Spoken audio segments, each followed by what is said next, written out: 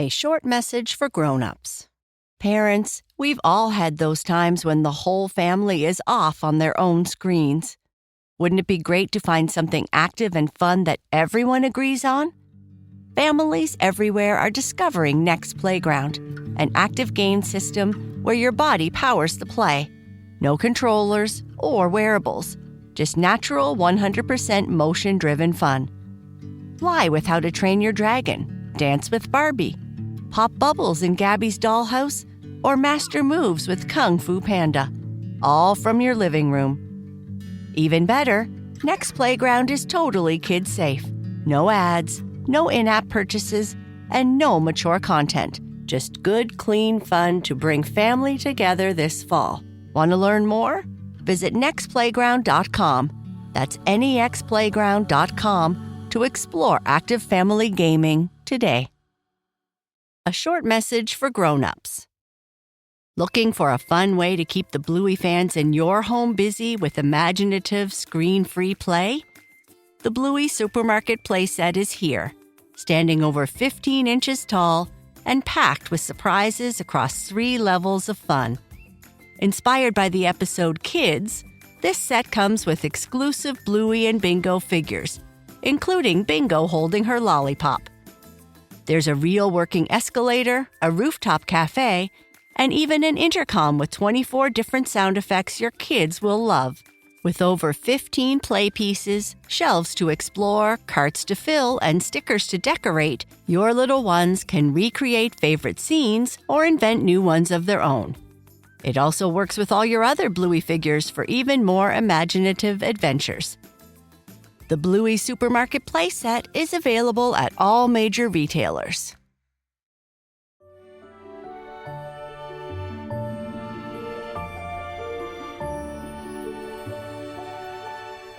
Hello, friends, and welcome to Sleep Tight Stories.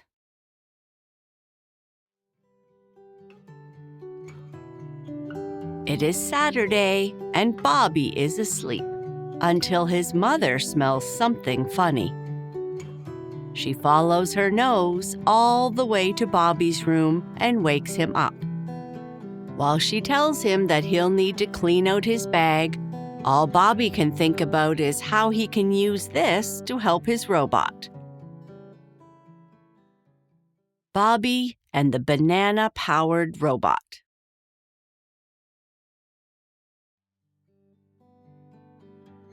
Bobby's mom sat in the kitchen with her morning tea while his dad buttered toast. She wrinkled her nose suddenly.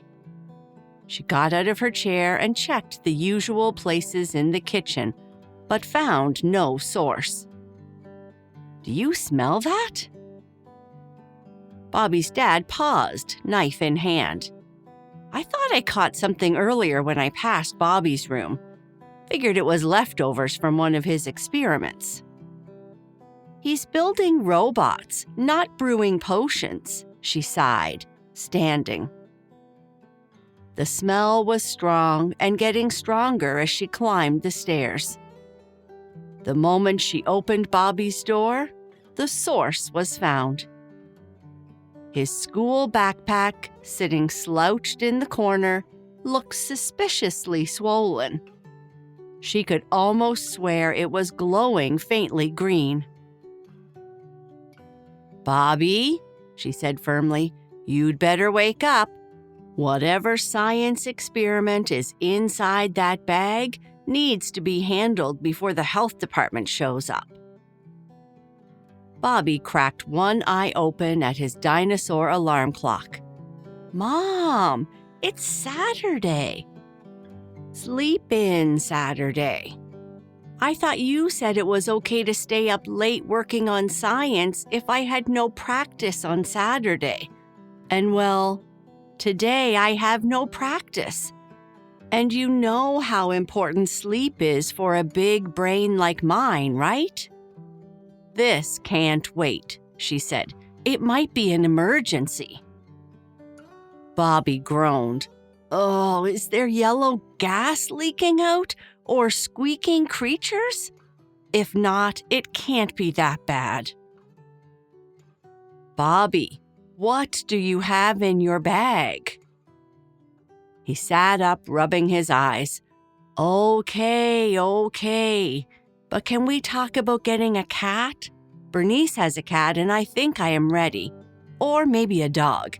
A big dog that can pull a sled in winter. That way I don't need to walk in the snow to the bus stop. I don't like walking in the snow before sunrise. "Answer the question," she said, handing him a hoodie after giving it a quick sniff to make sure it was clean. "Oh, right. I think," Bobby squinted at his bag. "I had to think for a minute. I haven't had my morning toast and peanut butter, and as you may well know, before I eat breakfast, my brain isn't fully ready for solving problems. Anyway, I think I left this week's bananas in there at the bottom of the bag, and, they might have gotten squished or something." "Bobby, bananas don't just—" "Actually, Mom, they grow on trees," he interrupted. She gave him the look. "Get dressed. Bring that bag downstairs. Clean it out before breakfast. Your dad is in charge of the toaster." "No pancakes?" Bobby asked hopefully. "It's Saturday, and we always have something like that. Pancakes and peanut butter with a little bit of egg, so that you guys know I am eating something you like."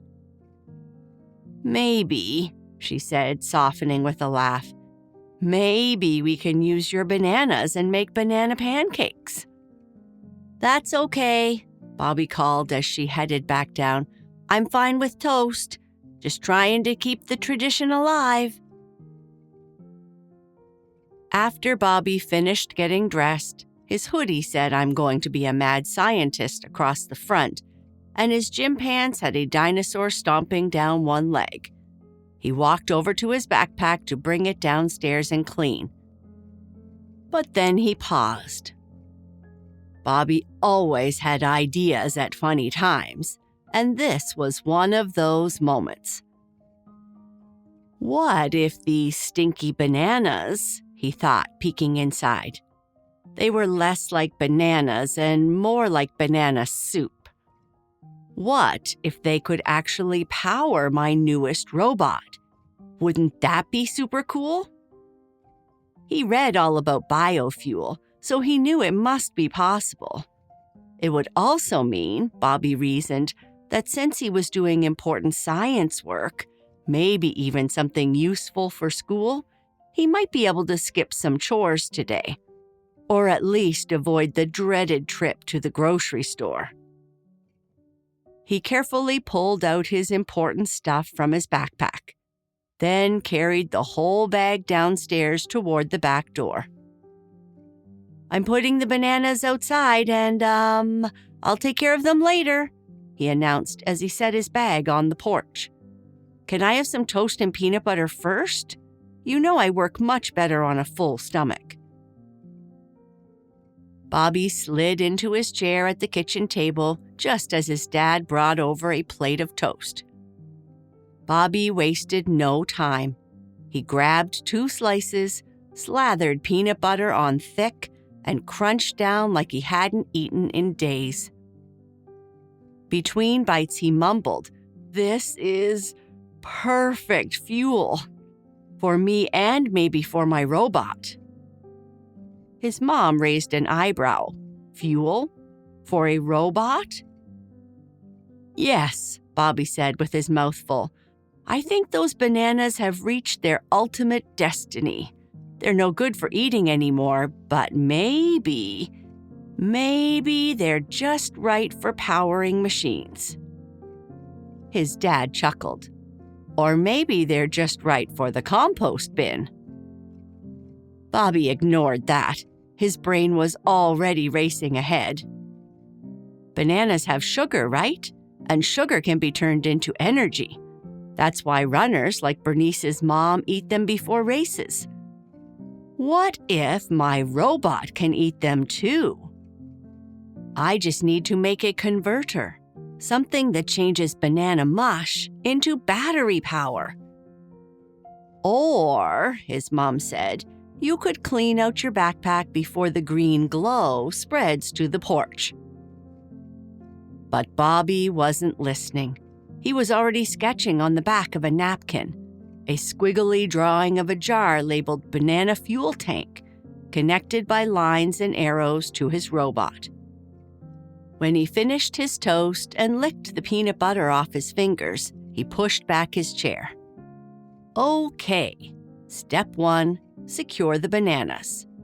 Step 2, test banana energy output. Step 3, world fame.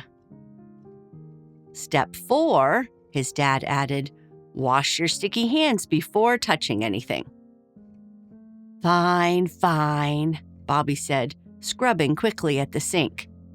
Then he marched out to the porch, grabbed the smelly backpack, and carried it straight to the backyard shed, his unofficial outside of the house with that stuff laboratory. The shed already looked like a cross between a science fair and a gardening store. Gardening gloves dangled from the nails in the wall, right beside tangled loops of wire. A cracked flower pot sat on the floor next to a toolbox, spilling over with gadgets, screws, and half-finished ideas. On the shelf, plant fertilizer shared space with jars of mysterious parts that rattled when you picked them up. In the middle of it all sat one of Bobby's newest creations, a squat robot on wheels with a whisk taped to one arm. It looked ready to whip cream, scramble eggs, or maybe knock over a flower pot by mistake.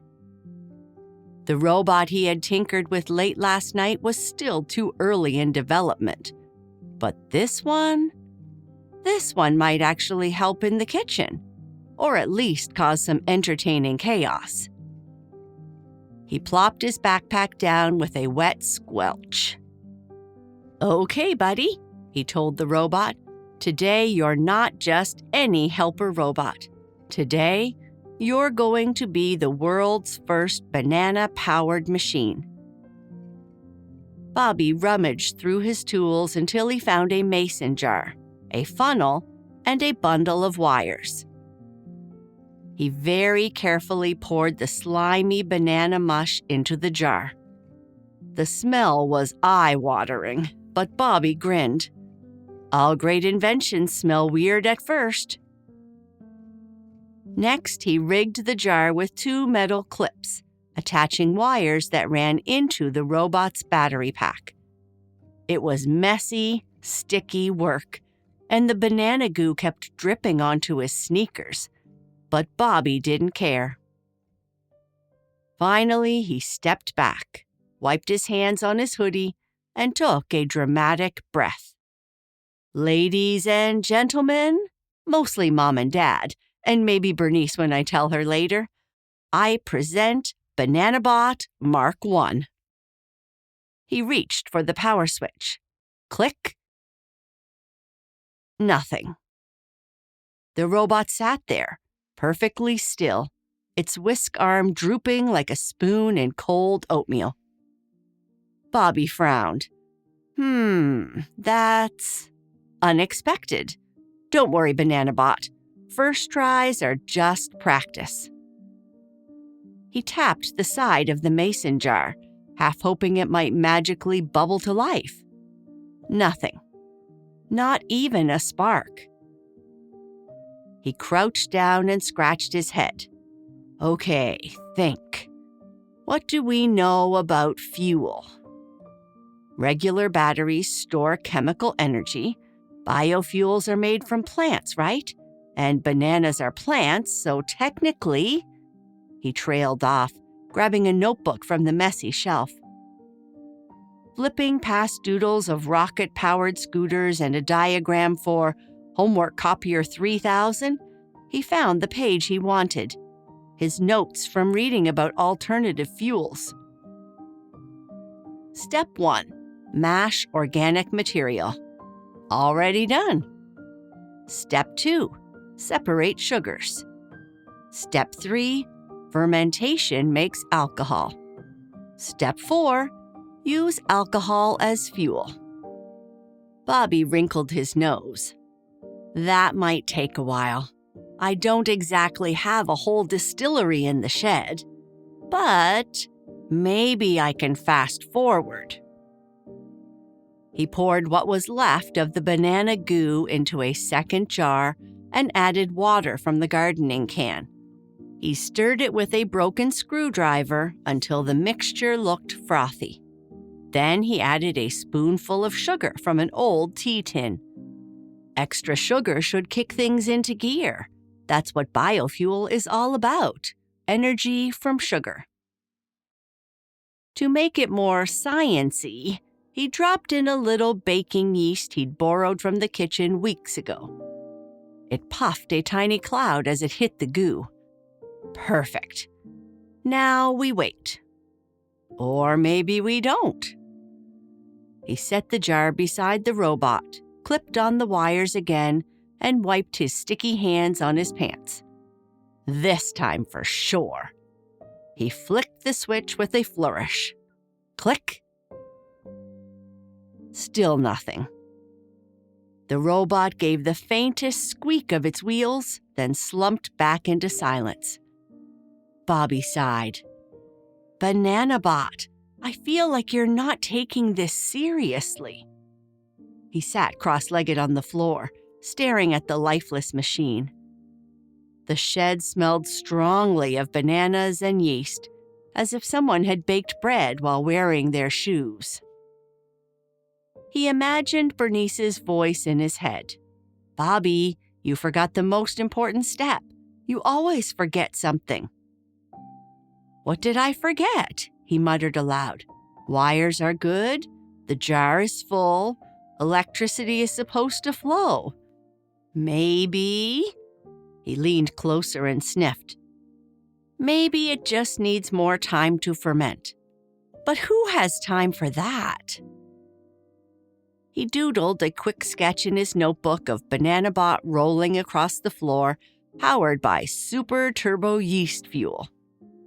The drawing looked great. He did well in art class after all, but the real robot just sat there, staring at him with its crooked whisk arm. Bobby stood up, brushing banana peels from his lap. Okay, round 1, fail. Round 2, also fail. But you know what? That means round 3 is going to be amazing. Nobody remembers the failed tries, only the big success. The shed gave a little creak as the autumn wind rattled the door. Bobby looked at the jars of banana goo, then at his robot. His grin came back. Don't worry, Banana Bot. Tomorrow we're going to power you up for real.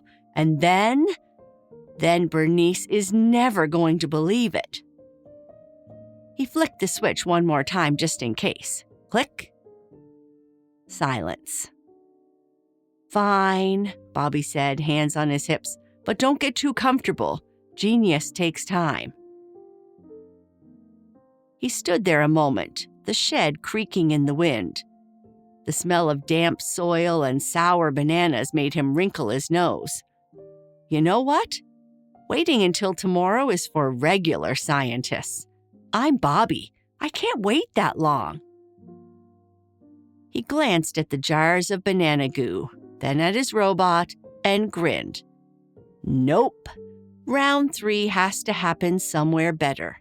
Warmer, cleaner, more scientific.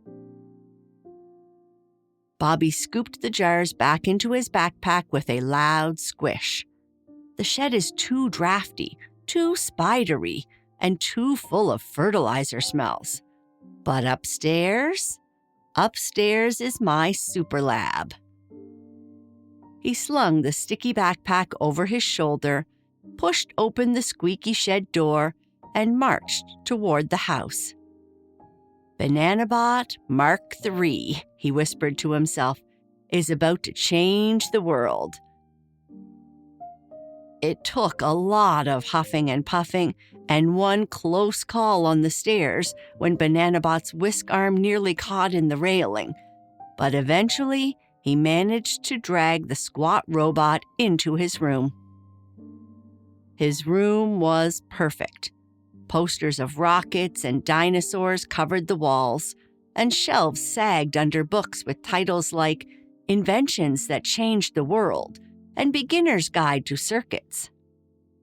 Right in the middle of his desk now sat Bananabot, waiting patiently with its whisk arm crooked like it was waving.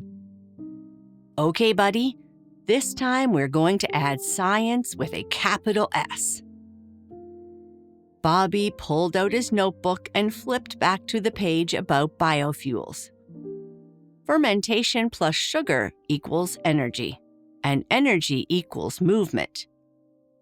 He poured the remaining banana mush into a clean jar and added more sugar, stirring with a pencil until the mixture fizzed. Then, just to be safe, he tossed in a spoonful of yeast. The mixture bubbled like a science fair volcano. "That's what I'm talking about," Bobby said, grinning. He clipped the wires back onto the jar, double-checked the battery pack, and dramatically cleared his throat. Ladies and gentlemen, history is about to be made, right here in my bedroom." He flicked the switch. Click. For a moment, nothing. Then squeak! The robot's wheels twitched. Its whisk arm gave a slow, shaky wave. "Yes, it's alive!" Bobby shouted. But then the jar made a suspicious gurgling noise. The goo inside began to foam, rising higher and higher until it spilled out over the rim. The foam oozed across his desk, dripped onto his chair, and slopped onto the carpet. Bobby scrambled for a towel. Uh-oh. Okay, maybe a little too much sugar or yeast or both? The robot, still wired in, started rolling in circles. It wasn't fast, but the whisk arm flailed wildly, smacking into a stack of comic books and sending them tumbling to the floor. "Bananabot, calm down. You're supposed to help, not redecorate." Bobby lunged for the switch, but his hand slipped on the sticky foam. The robot veered toward his laundry pile, whisking socks into the air like confetti. By the time he managed to disconnect the wires, his room looked like a banana milkshake had exploded. The desk was coated in slime, the carpet squelched when he stepped on it, and his socks stuck to the whisk like they'd been glued.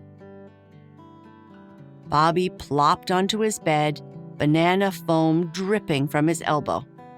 "Okay," he said between breaths. "Maybe, just maybe, Bananabot Mark III needs a few adjustments." From downstairs, his mom's voice floated up. "Bobby, everything all right up there?" "Yep," Bobby called back, trying to sound casual. "Just conducting important science." There was a pause. "Does your important science smell like bananas?" "Maybe." "Well, clean up before lunch." Bobby groaned, grabbing a mop that his mother kept nearby, just in case. "Guess this means I'll be spending the rest of the day scrubbing." He looked at Bananabot, who sat lifeless and sticky in the middle of the mess. "Don't worry, buddy. Great inventions are always messy at first. Bernice is going to laugh so hard when she hears about this." As he started mopping up the foamy puddles, Bobby shook his head and smiled. Note to self: biofuel experiments should not happen on carpet.